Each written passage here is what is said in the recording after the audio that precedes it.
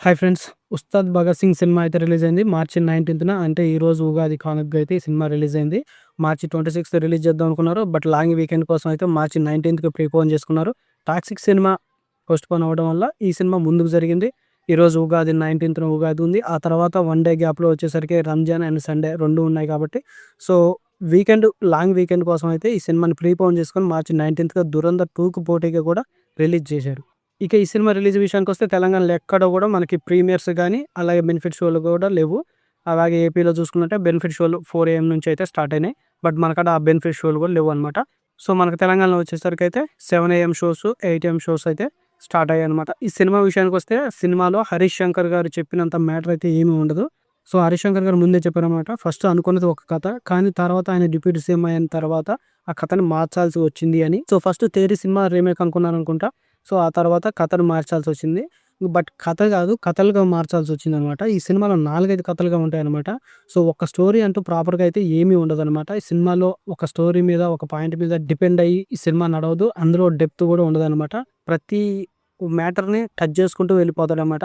So, ఈ cinema తీయడం గూడా హరీష్ శంకర్ గారు ఆయనకి ఖాళీ దొరికినప్పుడల్లా ఒక సీన్ రాసుకొని, పవన్ కళ్యాణ్ గారి డేట్ కోసం వెయిట్ చేసి, ఆయనొచ్చినప్పుడల్లా ఆ సీన్ తీసి వదిలిపెట్టాడు. ఆ తర్వాత అయన్నీ కలిపేసి మిక్సీ చేసి ఒక సినిమాగా రిలీజ్ చేశాడనమాట. అంతకు మించి ఈ సినిమాల్లో పెద్దగా చెప్పుకోవడానికి ఏం లేదు. ఇక పవన్ కళ్యాణ్ గారి ఎలివేషన్స్, లుక్స్ చాలా బాగున్నాయి.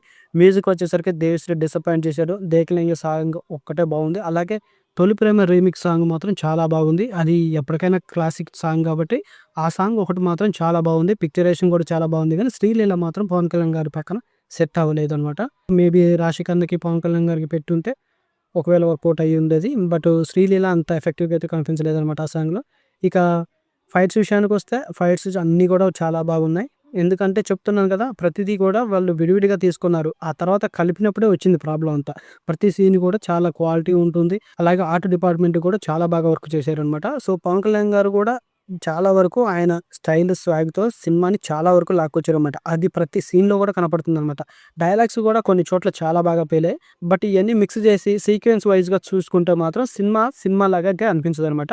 ఏ సీన్‌కి ఆ సీన్ చూసుకుంటే చాలా బాగా అనిపిస్తుందనమాట. అలాగే ఈ సినిమాలో ఇద్దరు హీరోయిన్‌లున్నారు. 'రాశిఖన్నా' గారు వచ్చేసరికి సెపరేట్‌గా ఫస్ట్ హాఫ్ వరకు ఉంటుంది.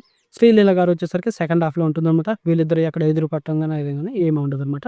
సో, ఫస్ట్ హాఫ్‌లో 'రాశిఖన్నా' గారిది పెద్దగా ఇంపార్టెన్స్ ఉన్న రోల్ అయితే కాదు గానీ, సెకండ్ హాఫ్‌లో 'శ్రీలీల'కి కొంచెం ఇంపార్టెన్స్ అయితే ఉంది. ముఖ్యంగా ఈ సినిమాకి మైనస్ వచ్చేసరికి డైరెక్షన్ చెప్పాలి. హరీష్ శంకర్ గారు ఈ సినిమాని ఫస్ట్ ఎలా అనుకున్నారో గానీ, పవన్ కళ్యాణ్ గారిని ఏం చెప్పి ఒప్పించారో గానీ, ఈ సినిమాలో హరీష్ శంకర్ గారు చెప్పినంత బయట మనకి ఇంటర్వ్యూలలో కూడా తెగ వాగుతున్నాడు. బట్ అంత అయితే ఏమీ లేదనమాట. ఇక ఈ సినిమా అన్ని సినిమాలో మిక్స్డ్‌గా ఉంటుందనమాట. ఇందులో 'పుష్ప 2' రిఫరెన్స్ ఉంటుంది. అలాగే 'గబ్బర్ సింగ్' రిఫరెన్స్ ఉంటది. 'కాటమరాయుడు' రిఫరెన్స్ ఉంటది. ఇలా 'తొలి ప్రేమ'కైతే సెపరేట్ సాంగే పెట్టారనుకోండి. సో, ఇలా అన్ని సినిమాలని మిక్స్ చేసి అయితే తీశారనమాట. బట్ ఏది కూడా వర్కౌట్ అవ్వలేదు. విడివిడిగా చూసుకుంటే వర్కౌట్ అయిందేమో గానీ, కలిపి చూస్తే మాత్రం ఎక్కడ కూడా వర్కౌట్ అవ్వలేదు. ఇక ఫారెస్ట్‌లో తీసిన సీన్స్ అయితే ఇక మాట్లాడుకోవడం దండగనమాట. అక్కడ పవన్ కళ్యాణ్ గారు కనిపించినప్పుడల్లా లైట్‌గా రఫ్‌గా గడ్డంతో కనిపిస్తాడు. ఆ లుక్ అస్సలు బాగోదు. ఎప్పుడైతే పవన్ కళ్యాణ్ గారు పోలీస్ గెటప్ ఏస్తాడో, ఇక్కడ హైదరాబాద్‌కి ఎప్పుడైతే వస్తాడో, సో, అక్కడక్కడ కొంచెం బావుంటాడే తప్ప, ఈ ఫారెస్ట్ లొకేషన్స్‌లో అయితే అస్సలు బాగోడనమాట. సో, అక్కడ కొంచెం కేర్ తీసుకోలేదనమాట. అక్కడ పవన్ కళ్యాణ్ గారు కూడా కొంచెం లావుగా కనిపిస్తాడనమాట. సో, మేబీ 'ఓజీ' అండ్ ఇది 2 ప్యారలెల్‌గా జరిగినట్టుంది. సో, 'ఓజీలో' ఎలాంటి లుక్స్ అయితే ఉంటాడో కొంచెం రఫ్ లుక్‌తోని సేమ్ అదే లుక్స్ 'ఉస్తాద్ భగత్ సింగ్‌లో' కూడా ఫారెస్ట్ ఎపిసోడ్‌లో సేమ్ అలాగే ఉంటాయనమాట. ప్లస్ పాయింట్స్ విషయానికొస్తే పవన్ కళ్యాణ్ గారి యాక్టింగ్ బాగుంది. తమన్ గారి బీజీఎం ఓకే అనిపిస్తుంది. అలాగే ప్రొడక్షన్ క్వాలిటీస్ బాగున్నాయి. ఇక మైనస్ పాయింట్స్ విషయానికొస్తే డైరెక్షన్ అస్సలు బాలేదు. అండ్ స్క్రీన్ ప్లే కూడా అంత పెద్దగా వర్కౌట్ అవ్వలేదనమాట.